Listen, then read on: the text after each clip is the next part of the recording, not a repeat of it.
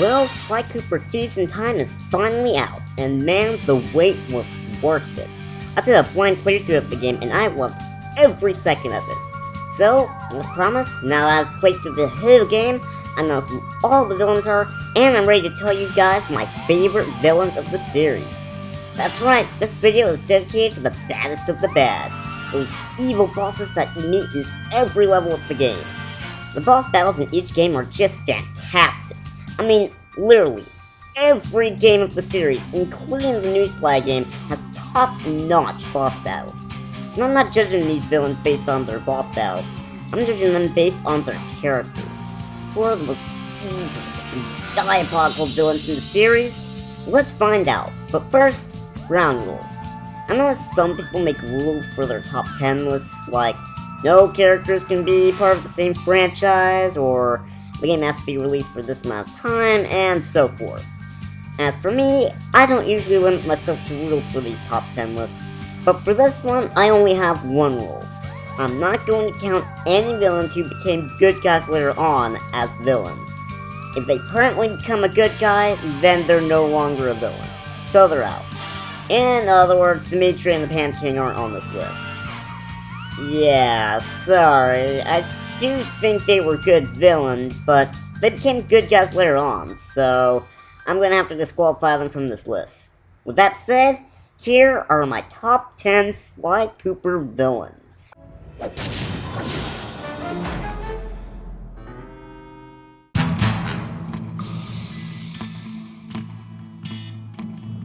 Toothpick from Sly 4.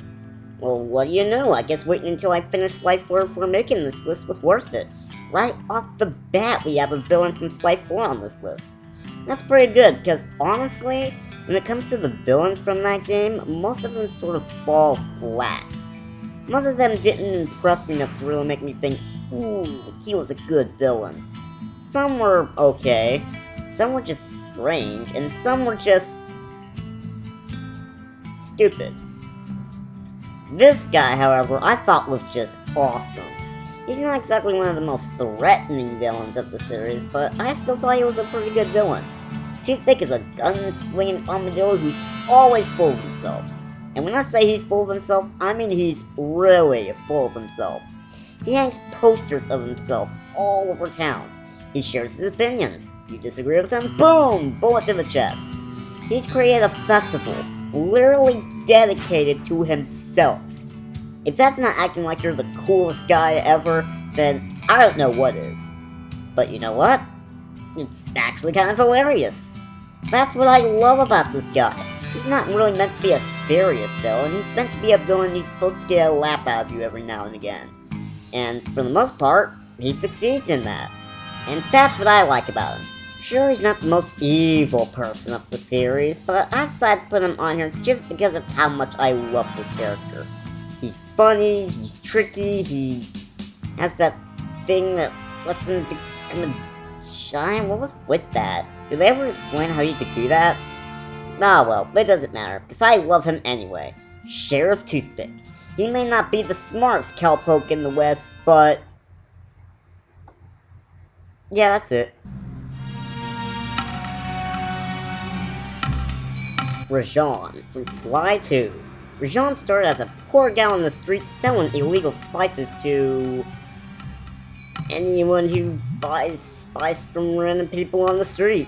Excuse me, miss. Would you like to buy some spice from a poor, homeless tiger? Well, I was actually going to get some spice from the market. Oh, please buy my spice, miss. Trust me, it's great. I don't know. How much is it? $4,000. Why would I buy spice for $4,000 when I can just get them from the market for $20? Oh, but this spice is special. How? It's street spice. Wow, I never thought of it that way. Oh, take it. The spice production became so popular that it gave him a spot in the Claw game. In episode 2, he kinda comes off as a bit of a show-off. After all, the only reason that he joined the Claw Gang was so he can get the Clockwork wings and show them off to the public.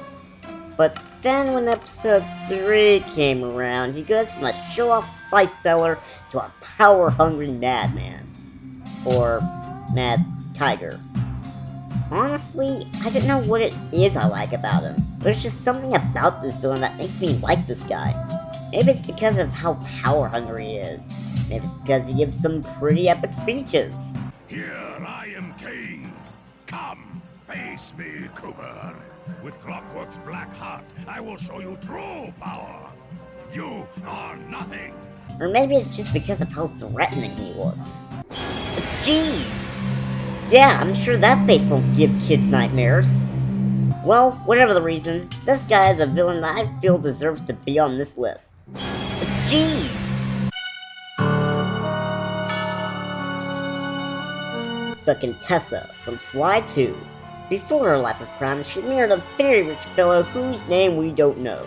Judging from that getup, I assume his personality goes something like, Contessa, darling, how was Fufu's trip to the spa? Well, it was pretty good, I guess. Splendid! Now if you'll excuse me, I need to run a relaxing bath for Fufu.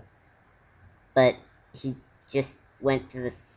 Don't sass me, dear, I need to hurry. Fufu's bath needs to be at room temperature during the month of August while listening to the violin while eating a plate of scones at 9:30 p.m. during a full moon when the stars are aligned in December, or he won't take his bath. So, he needs to take his bath in August and December at the same time.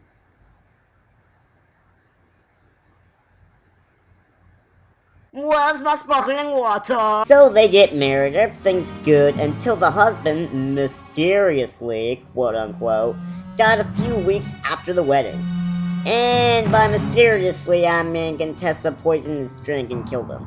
Now, why would she marry a guy just to kill him? Because she wants the guy's house so she can turn it into a criminal rehabilitation center. Jerk. So around the beginning of the game, she tries to pass herself off as a police officer. Yeah, because a face like that is the true face of a hero, am I right? But if it wasn't obvious enough, what with her being on this list and all, we quickly learn that she's a member of the evil Claw Gang, and uses her hypnosis powers to get criminals to tell her where they've stashed their stolen goods. Because why bother stealing things yourself when you can just get other people to do it for you? And that in itself is already pretty evil. Other than that though, just like Rajan, I really don't have a lot to say about this villain. That's why I put them really low on this list. Because although I do really like these villains, I really don't have a lot to say about them. All I know is that I really like these villains, and I feel like they deserve to be on this list.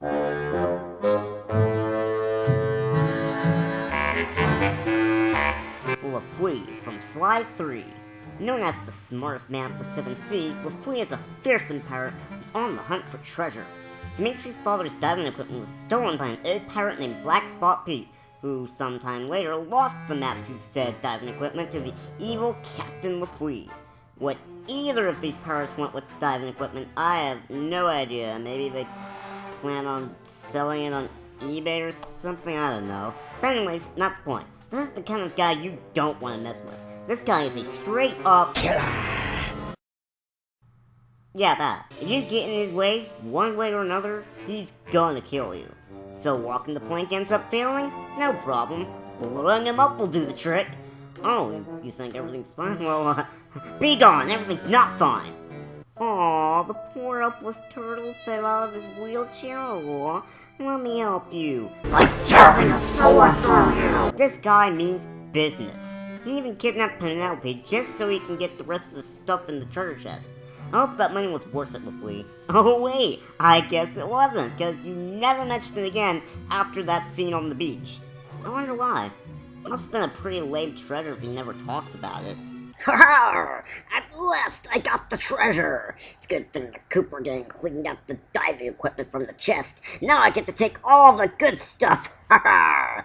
After all these years, I finally have coupons for swimming lessons! What on earth would I want coupons for swimming lessons? This treasure's stupid. I'm not gonna need swimming lessons.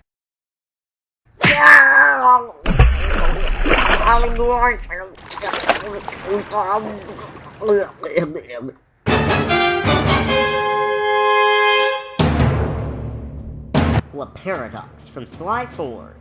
You know, it's funny how before this game came out, he was always just the guy in the shadows. He was this mysterious figure, and you kinda had to guess who he was. For a while, it made me think that this was gonna be someone we already knew. I thought there was gonna be like this big reveal and a gigantic plot twist when we finally found out who he was. So we get to World 2. Coming ways explain what happened. She shines the flashlight on the villain. Oh my gosh, it's some guy we don't know. That's a little weird. Oh well, I still like this guy. I mean, even though you knew what he looked like, you still didn't know a lot about him. Carmeline's just explained how she got sent back in time. She tells Sly in the game what Paradox is responsible for what's happening to the Thievius Raccoonus. And that's it! We just know that, hey, Paradox is the main villain. We don't know what he's like, we don't know what he's planning, we don't know what his reasons are. All we know is that he's the main villain of the game. That is until the very last world of the game where we finally see him in person. Apparently, Paradox's dad was also a master thief. He was going to steal a diamond from the museum and frame Sly's dad for the crime. But then Sly's dad beat him to it, and Paradox's dad, being the only one there, got thrown in jail anyway. Have you noticed that all of the main villains in the Sly games always have some sort of grudge against Sly's family? I mean, think about it. Paradox hates Sly's family because his dad got thrown in jail. Dr. M hates Sly's family because he felt like Sly's dad was treating him like a sidekick. And Clockwork hates Sly's family because she hates how raccoons... I don't know. I'll admit, I wasn't too sure about him the first time I saw him, but as time went on, he very quickly became one of my favorites. And I know a lot of people don't like the boss fight with him, and even though I still enjoyed it, it was still a bit of a letdown. But other than that, this was a great villain, Paradox. He is one nasty villain. In two ways. Thank you. Thank you. I know, that pun was bad. Thank you. No, I'll be here all week. Thank you. No, you're too kind. No,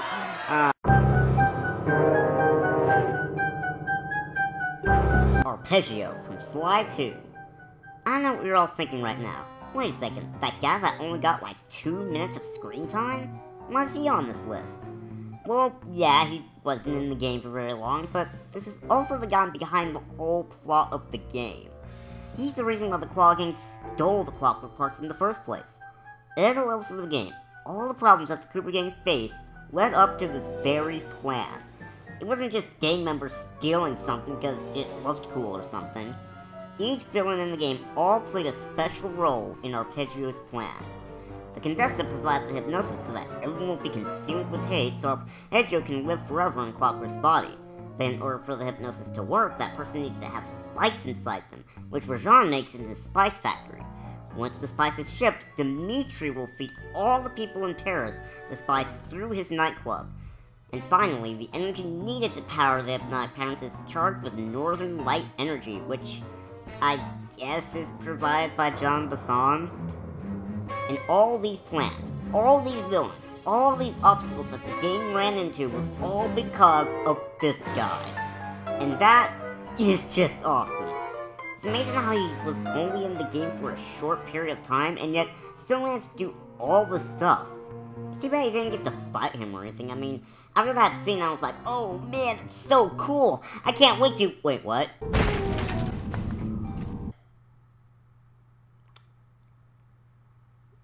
Well, that stinks.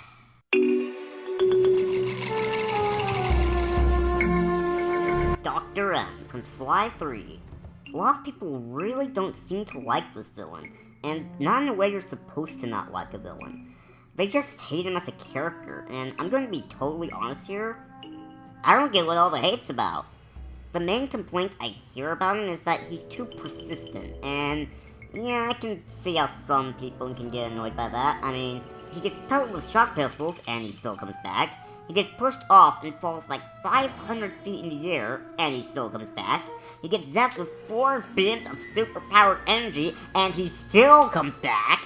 There's just no stopping this guy from accomplishing his goal. But you know what? That's what I like about him. I like how persistent he is. I like how he's not willing to give up so easily. Also, the fact that he used to be part of Sly's dad's gang makes him even more interesting. I seriously want to learn more about what happened between him and Sly's dad. Anyways, bottom line, I don't think his persistency makes him a bad villain. Quite the opposite, actually. It shows that no matter the situation, no matter what stands in his way, he will never give up in trying to accomplish his goal, even if he ends up taking his own life in the process.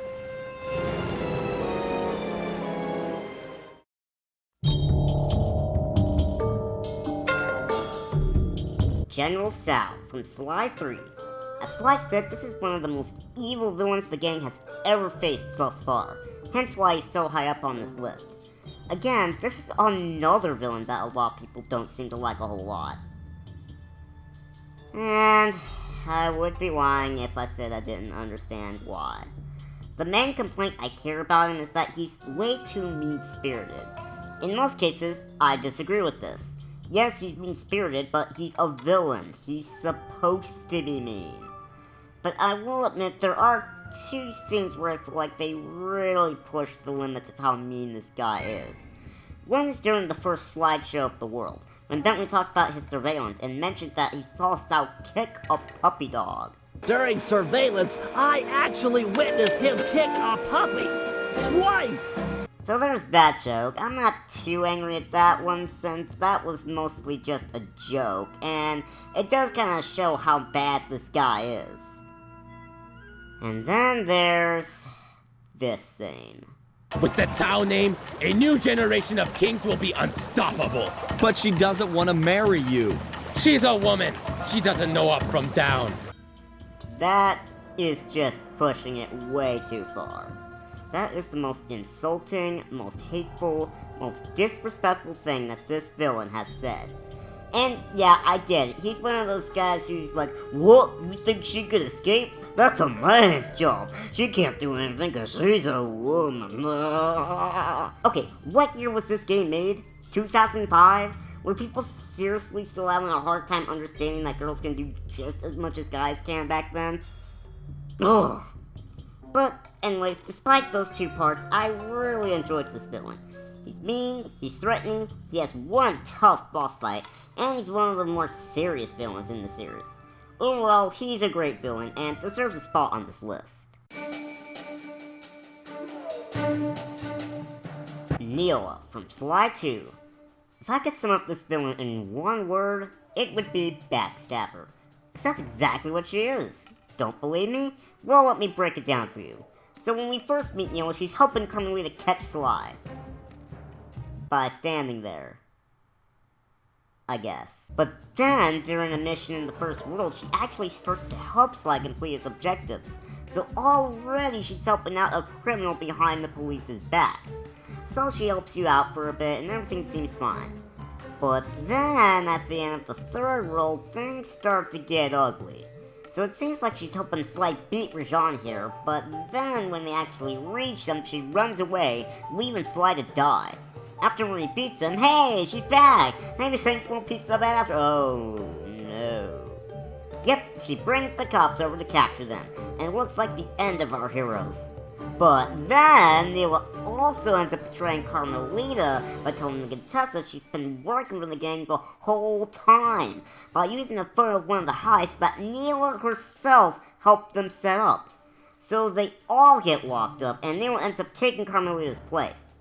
But then, on the final world, we find out that Neal has been working for the villains the entire time. He's been helping Arpeggio get the Clockwork parts so he can reassemble and take control of the body. But then, she ends up killing Arpeggio and taking the Clockwork body for herself. That's right, it wasn't enough that she betrayed the Cooper gang, Carmelita, and the entire police force, but she ends up betraying Arpeggio as well. Wow. Just wow. Oh, and let's not forget that she's responsible for bringing us what is probably the most creepiest scene in the entire Sly Cooper series. I hate you, Cooper Gang! I will find you in your sleep and I will destroy you! I'm sure everyone freaked out when they saw that scene for the first time. Although I guess it's not as bad as... Jeez! This is one of the most evil villains in the entire series. In fact, she actually came pretty darn close to being number 1 on this list. But there is one more villain that I feel like is even more evil. And the number 1 Sly Cooper villain is... Clockwork. Yeah, I'm sure pretty much everyone saw this coming, but what do you expect? He's a really good villain. Why, you may ask? Well, let's go back to the beginning. His backstory, or at least all the backstory Clockwork will let us in on, is that he's a robotic owl who has lived for centuries. How has he been able to live this long? By feeding off his hatred and jealousy of the Cooper family line. Why does he hate the Cooper family? I don't know. That's seriously all that's known about him. He's like, I hate your family. And then they start fighting. But, you know, maybe that's exactly what's good about him. The fact that little is known about this villain. They give us a little bit of information, and then the rest is kind of for us to decide. Leave his backstory open for possibilities, which I find to be really cool. So, let's see, what else? He looks cool. Yeah, and his boss fight was awesome. Yeah, you can't forget that, and, oh man, and that voice. Revenge is the final ingredient in the fountain of youth. I've kept myself alive for hundreds of years with a steady diet of jealousy and hate, awaiting the day when I will finally eclipse your family's thieving reputation. Oh, it's so evil, I love it. Well, that is until Neal took over and put her voice on him. Neal, you're a great villain, but how dare you ruin the Clockwork voice! Actually, funny thing, I was actually going to put Neal in the number 1 spot, but after doing some thinking, I realized that Clockwork's intentions are actually far more evil than Neal's. I mean, what's her motives? I don't know, to double-cross every person she sees? What's Clockwork's motives? To wipe out an entire family line. That's pretty evil. So you know what? I'd say he deserves the number 1 spot on this list. He has a mysterious backstory, he's threatening, he's Clockwork! A hateful bird with evil intentions. Clearly, Clockwork surely is the number 1 Sly Cooper villain.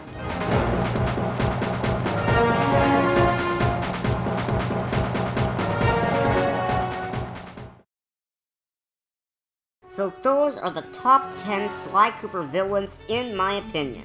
I hope you enjoyed this list. Man, it took me a long time to finish this. So you better like it! I'm just kidding, you don't have to really like it. So yeah, if you have a different opinion, feel free to list your top 10 Sly Cooper villains in the comments below. Anyways, I'll see you guys in the next Sly Cooper top 10 list, which will indeed be the final Sly Cooper related top 10 list. That's right, we're wrapping up the Sly Cooper list series. So, what are we ending it with? By counting down the top 10 Sly Cooper characters. That's right guys, the final list will reveal what some of my favorite characters of the series are. Until then, I'll see you guys next time. See you later everyone.